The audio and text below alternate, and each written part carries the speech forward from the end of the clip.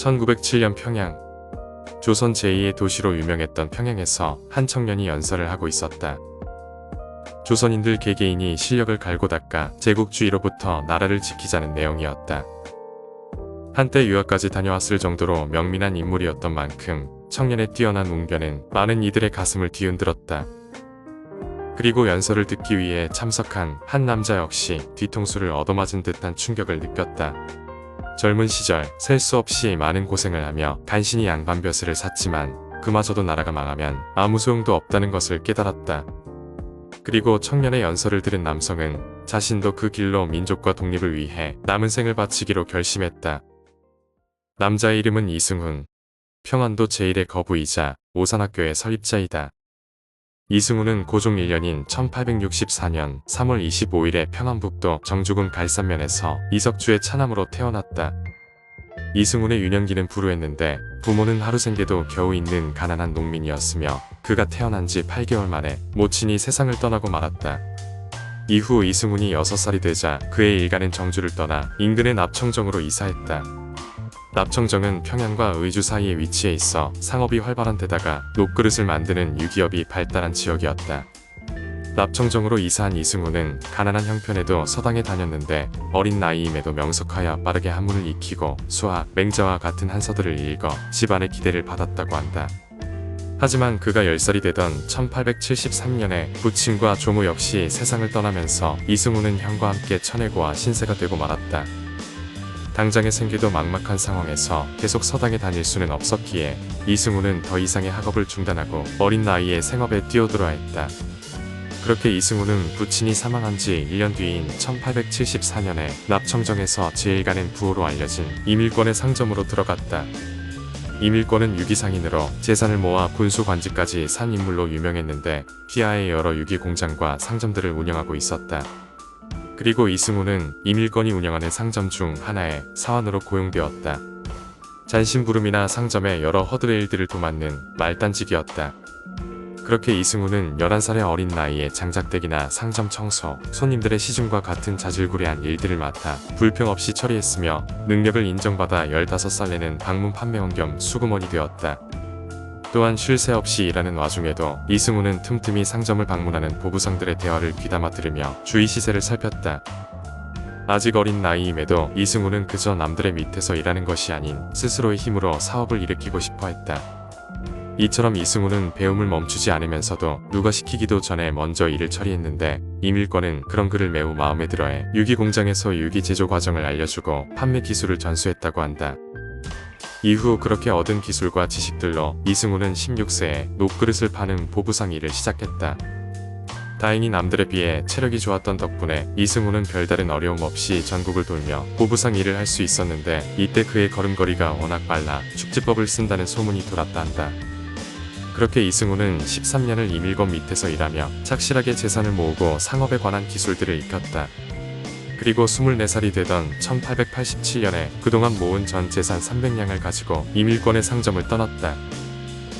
이때 이승훈이 떠나는 것을 아쉬워한 이밀권이 그에게 공장과 상점을 맡기려 했으나 이승훈은 이제 자기만의 장사를 하고 싶다 말하며 이를 정중하게 거절했다고 한다. 독립한 이승훈은 납청정의 유기공장과 상점을 열었는데 이때 그는 사업 미천을 평안도 철산군의 갑부인 오이순을 통해 마련했다. 오이순은 중국과의 인삼무역으로 막대한 재산을 모은 인물이었는데 그도 이밀권처럼 삭주 군수직을 돈으로 사서 오삭주라는 별명으로도 불렸다.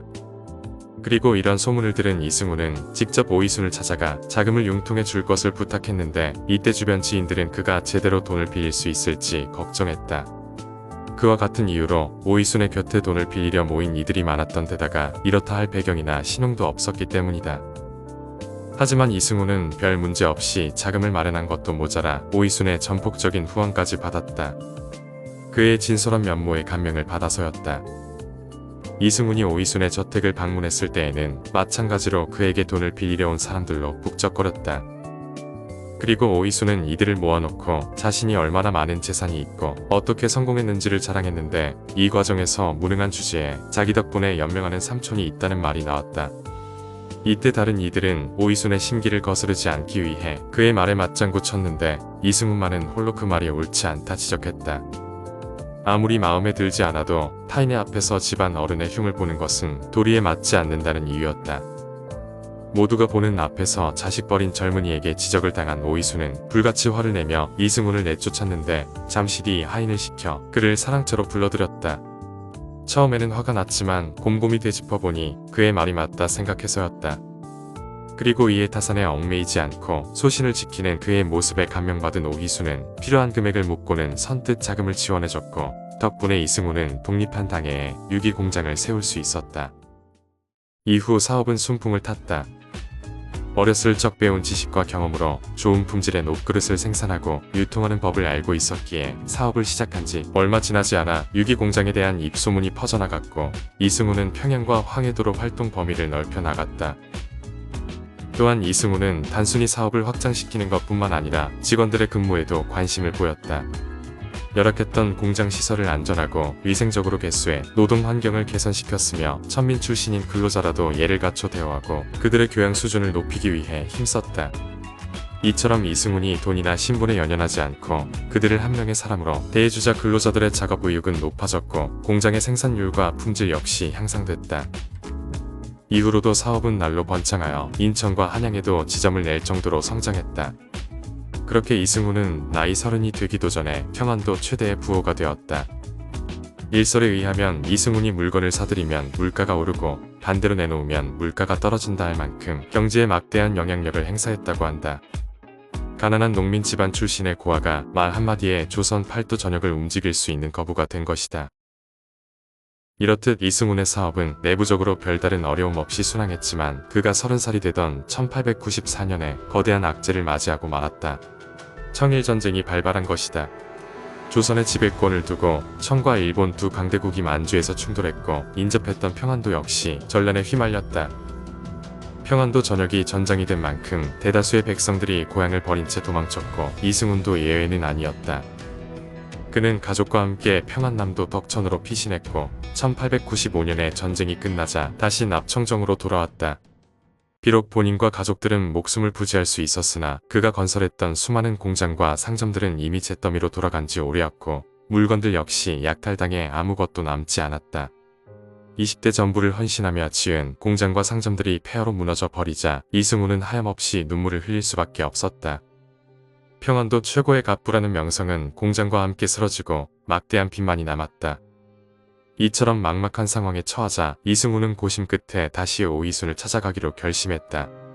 비록 갚아야 할 빚이 아직 남아있는 데다가 수중에 한 푼의 돈도 없었지만 다시 사업을 일으키기 위해서라도 그의 도움이 반드시 필요했다. 때문에 이승훈은 그동안 빌린 채무액과 이자를 계산하여 갚아야 할 총 부채액이 적힌 명세서를 작성했다. 얼마의 시간이 걸리더라도 반드시 빌린 돈은 갚겠다는 그만의 다짐이었다. 그렇게 이승훈은 오이순을 찾아가 그동안의 사정을 설명하고 명세서와 함께 다시 자본을 빌려주면 반드시 갚겠다고 말했다. 하지만 염치가 없다 화를 내리란 예상과 달리 오이순은 자신을 찾아온 그에게 크게 감동했다. 전란을 틈타 돈을 빌려간 많은 이들이 그대로 잠적했지만 이승훈만은 그를 찾아와 돈을 갚겠다고 다짐했기 때문이었다. 이런 그의 포부에 감격한 오이순은 그동안 있었던 빚을 전부 탕감하고 앞으로도 이승훈의 후원자가 되기로 약속했다. 이후 자금을 융통받아 이승훈은 다시 한번 사업을 일으키는데 성공했다. 다시 공장과 상점을 세워 지점망을 확대하고 개항 이후 해외 문물이 드나들던 진남포에도 지점을 열었다. 또한 기존의 유기 사업뿐만이 아니라 운송업과 무역에도 손을 뻗쳤는데 석유나 약품, 도자기, 심지어는 성냥과 같은 일용 잡화까지 취급하며 황해도와 평안도 일대의 유통을 거머쥐었다. 이렇듯 오이순의 지원과 뛰어난 사업 능력 덕분에 이승훈은 전쟁이 끝난 지 7년 만에 다시 70만 양의 거금을 운영하는 거부가 될 수 있었다. 이처럼 다시 경제적 기반을 다지는 데 성공하자 이승훈은 1890년에 거주지를 정주군 오산리에 위치한 용동으로 옮기고 집안 친척들을 모아 집성촌을 건설했다. 그동안 가난하게 살던 친척들을 잊지 않고 그들에게 땅을 주어 농사를 짓게 하고 장사를 가르쳐 자립할 수 있도록 도왔다. 또한 종구품이자 왕묘를 관리하는 직책인 능참봉을 사 말직이나 마양반이 되었다.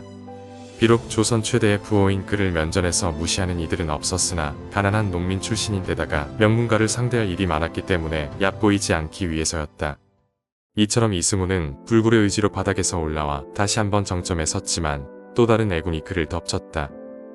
1902년에 엽전을 실은 배가 침몰한 것이다.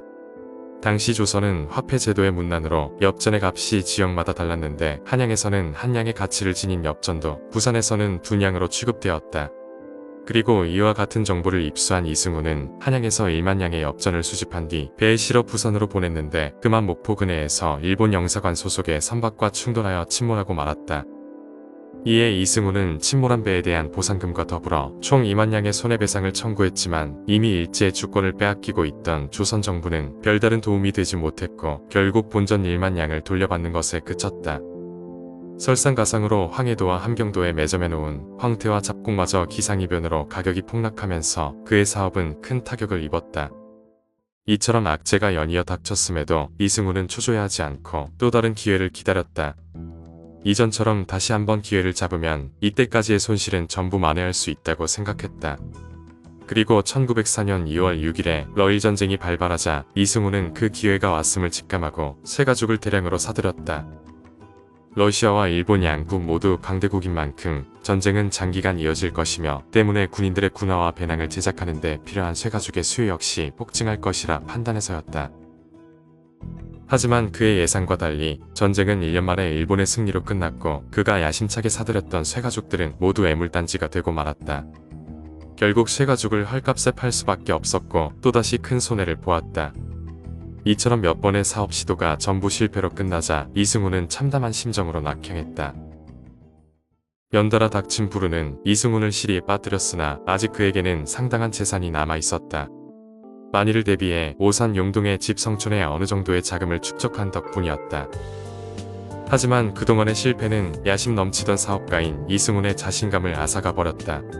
그렇게 이승훈은 1905년에 용동으로 돌아왔지만 당시 조선의 국호는 아쿠아일로를 걷고 있었다. 국호를 대한제국으로 바꿔 황제국이자 자주국임을 천명했지만 이전부터 일제에 의해 자주권을 침탈당하고 있었고 결국 이승훈이 낙향한 해에 을사조약으로 외교권이 박탈당해 사실상 식민지로 전락했다. 이런 상황에 수많은 조선인들이 신분이나 지역에 상관없이 저마다의 방법으로 국권 회복 운동에 나섰고 그 역시 이에 동참했다. 그는 평안도 출신 인사들이 설립한 애국기몽단체인 서학회 회원으로 가입했는데 때문에 민족운동가들과 많은 교류를 할 수 있었다. 그렇게 서학회에 가입한 지 1년이 지난 1907년에 이승우는 학회 활동으로 한 강연회에 참석하게 되었다. 도산 안창호의 구국운동 동참 연설이었다. 미국에 유학까지 다녀왔을 정도로 명석한 데다가 본인 역시 뛰어난 웅변가로 이름을 떨쳤던 만큼 안창호의 연설은 그 자리에 있던 수많은 이들의 마음을 뒤흔들었다. 그리고 이승훈 역시 연설을 듣고 뒤통수를 얻어맞은 듯한 충격을 느꼈다. 아무리 막대한 재산과 양반의 신분이 있어도 나라가 망하면 전부 부질 없는 것임을 깨달았다. 그렇게 안창호의 열변에 깊은 감명을 받은 그는 이후 조국과 민족의 독립을 위해 남은 생을 헌신하기로 결심했다. 그날 이후 이승훈은 금연과 금주를 결행했고 양반처럼 올인상투도 잘났다. 그런 다음 안창호를 찾아가 그가 최근에 창설한 독립운동 단체인 신민회에 가입하고 싶다는 뜻을 밝혔다. 안창호의 입장에서도 조선 최대의 거부가 독립운동에 참여하면 나쁠 것이 없었기에 그의 참가 신청을 받아들였다. 그렇게 신민회의 회원이 된 이승훈은 본격적으로 독립운동의 길을 걷기 시작했다. 유기 공장을 운영할 때부터 노동자들의 의식 향상에 신경 썼던 것에서 알 수 있듯 그의 활동은 주로 교육 쪽에 집중됐는데 정주군 갈산면에 오산학교를 세우고 서적 및 출판 보급을 위한 서점인 태극서관을 설립했다. 오산학교를 세울 때 이승훈은 자신이 교장에 취임하는 대신 명망 있는 유림 출신이던 백이행에게 교장직을 맡겼다. 어렸을 적 학업을 중단한 자신보다 교육자인 백이행이 교장직에 좀 더 적합하고 명문가 출신이었던 만큼 인근의 양반과 자제들을 학생으로 받아들이기 수월하리라 판단해서였다. 예상은 적중하여 백이행은 집안의 조카나 손자들을 학교의 학생으로 대거 입학시켰고 이는 설립 초 오산학교의 운영에 큰 도움이 되었다. 이후로도 이승훈은 신채호, 조만식, 여준과 같은 학식과 명성 있는 독립운동가들을 교사로 초빙했으며 학생들에게 독립심을 심어주기 위해 학생회의나 임원 선출, 기숙사 규정과 단속 모두를 자율에 맡겼다. 대신 이승훈 본인은 학교의 교감에 취임했는데 학교 운영에 대한 그의 열의는 대단해서 겨울철에 얼어붙은 화장실을 직접 수리했으며 나라에 기여할 훌륭한 인재들이라는 이유로 학생들에게도 존대를 했다고 한다. 이렇듯 이승우는 후세대의 양성과 조국의 독립 두 과제를 위해 멈추지 않고 나아갔지만 현실의 벽이 늘 그 앞을 가로막았다. 1910년 8월 29일에 경술국지로 조선이 완전한 일제의 식민지가 되자 신민회는 본격적인 독립운동 계획을 논의했다. 그리고 일제의 감시가 덜한 만주 일대에 군관 학교를 짓고 독립군을 양성하기로 결론이 났는데 이때 안중근의 사촌 동생 안명근이 자금 모집을 맡았다. 하지만 이를 위해 안명근은 황해도 일대에서 모집 운동을 벌이다가 일본 헌병에 의해 붙잡혔는데 조선 총독부는 이를 당시 총독인 데라우치 마사타케의 암살을 위한 군자금 모집 활동으로 사건을 날조했다. 이를 빌미로 한반도 내 독립단체들을 색출하기 위해서였다. 그렇게 일제는 이승훈을 포함한 평안도 일대의 신민회 회원과 간부 600여 명을 체포했다. 일설에 의하면 헌병대가 회원들을 체포할 때 이승훈은 간신히 변장을 하고 빠져나올 수 있었는데 이때 미처 탈출하지 못한 동료들이 압송당하는 것을 보고 눈물을 흘리다가 그만 발각됐다고 한다. 결국 헌병대에 체포당한 이승훈은 1911년 2월에 제주도로 위배되었다. 이후 조선 총독부는 신민회 회원 중 영향력 있는 배고인을 출연해 재판했는데 여기에 그도 포함되었다. 그리고 재판 결과 이승훈은 10년형을 선고받고 서울과 대구 일대의 형무소를 전전하면서 모진 고초를 겪었다. 이 시기 이승훈은 본격적으로 기독교에 귀의했는데 옥중에서 성경만 100번을 넘게 읽었다 말할 만큼 신앙심이 깊어졌다고 한다. 그렇게 독립에 대한 열정과 신앙심으로 혹독한 수감 생활을 견디던 이승훈은 투옥 5년 뒤인 1915년에 가석방으로 풀려났다. 추록한 당해의 이승훈은 정주교회 정기정 목사에게 세례를 받고 개신교 신자가 되었으며 평양 장로회 신학교에서 신학을 전공하여 장로가 되었다. 이후로도 이승훈은 독실한 기독교 신자로 지냈지만 만해 한용운과 같은 불교 인사들과도 친분을 유지했는데 이에 동료 개신교인들이 불만을 표하자 종교만 인정받을 수 있다면 일본이라도 상관없다는 뜻이냐며 화를 냈다고 한다. 석방된 이후 4년 동안 이승훈은 오산학교의 교감으로 재직하며 교육활동에 힘썼다.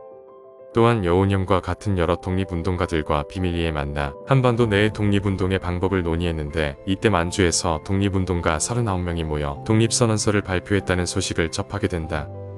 그리고 이에 영향을 받아 1919년 2월 8일에 도쿄의 유학생들 역시 독립선언문을 낭독하자 이승훈은 크게 고무되어 각 종교의 지도자들과 만나 회의를 가졌다. 회의는 국내에서 가장 교세가 강했던 천도교를 주축으로 진행됐는데 이때 이승훈은 의미있게 죽을 자리가 생겼다고 좋아했다 한다.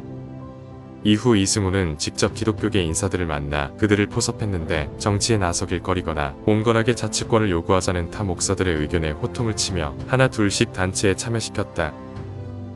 그렇게 천도교와 개신교, 불교 및 그 외 인사들 48명이 모인 대표단이 구성되었다. 이들은 곧 있을 고종의 장례식에 맞춰 3월 1일에 독립선언서를 발표하기로 결의했다. 하지만 당시 교통편이나 정보 보안 등의 이유로 15명이 참석하지 못해 33명만이 참석하게 됐는데 이때 누가 먼저 선언문에 서명할지를 두고 논란이 일어났다. 그러자 이승훈이 나서서 지금 죽을 순서를 적는 건데 그게 뭐가 중요하오. 손병희 선생이 먼저 쓰시오 하고 호통을 쳤고 이에 다른 이들도 별다른 말 없이 서명했다고 한다. 이후 이승훈을 비롯한 민족대표 33인은 식당인 태화관에서 독립선언서를 낭독한 뒤 헌병에게 체포당했다. 민족대표들이 선언한 3일 독립선언서는 이후 조선에 큰 파장을 일으켰다. 이후 탑골공원에서 학생들이 독립선언서를 낭독한 것을 시작으로 한반도 전역에서 만세운동이 일어났고 이는 해외로까지 확산되었다. 또한 3.1 운동은 한국사 최초의 시민운동으로 민간이 주도했다는 의의가 있다. 기존의 초인이나 영웅이 우매한 대중을 이끈다는 인식을 부수고 민중이 스스로의 의지로 일제에 저항함으로써 더 이상 왕이나 황제가 아닌 국민들이 나라를 이끈다는 의식이 형성되었다. 때문에 이후의 독립운동들은 민간의 지지를 이끄는 방식으로 선회되었고 왕정복고보다는 공화주의로 독립국가가 건설되어야 한다는 의견이 주류가 되었다. 그리고 이는 공화정인 임시정부의 수립으로 이어져 대한민국 건국의 출발점이 되었다. 이렇듯 3.1 운동은 국내외를 막론하고 한민족에게 막대한 영향을 주었기에 일제는 민족 대표들을 가혹하게 대했다. 그들 이외의 주도자들을 찾는다는 명분으로 혹독한 고문이 행해졌으며 냉난방도 안 되는 좁은 감방에 수감시켰다. 이와 같은 열악한 수감 생활에 병에 걸리거나 후유증으로 옥사하는 이들도 있었다. 그리고 이승훈의 수감 생활 역시 가혹했는데 그런 와중에도 성경을 읽으며 마음을 다잡고 직접 솔선하여 형무소의 변소 청소를 도맡았다고 한다. 이후 3년 뒤인 1922년에 이승우는 민족대표 33인 중 가장 마지막으로 석방됐다. 이때 그는 동아일보와의 대담에서 신도들이나 목사뿐만이 아닌 조선 민족을 위한 교회를 세우겠다며 앞으로의 계획을 밝혔다. 그리고 그 말대로 이승우는 남은 생을 한민족의 교육과 사회활동에 바쳤다. 다시 오산학교의 교감을 맡아 학교 시설을 발전시켰고 이를 위해 일본의 학교들을 직접 시찰했다. 또한 김성수의 부탁으로 1년 동안 동아일보의 사장을 맡으며 경영을 정상화시키고 물산장려운동, 밀립대학 설립운동 등에도 참여했다. 이후 1926년에 이승우는 서울을 떠나 고향인 정주로 돌아가 오산학교의 운영을 맡았다.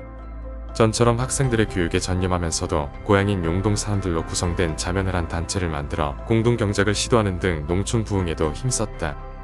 사람들의 눈에 이승우는 더 이상 조선 최대의 부호가 아닌 조국의 독립과 계몽을 위해 힘쓰는 성실한 기독교인이자 민족운동가였다.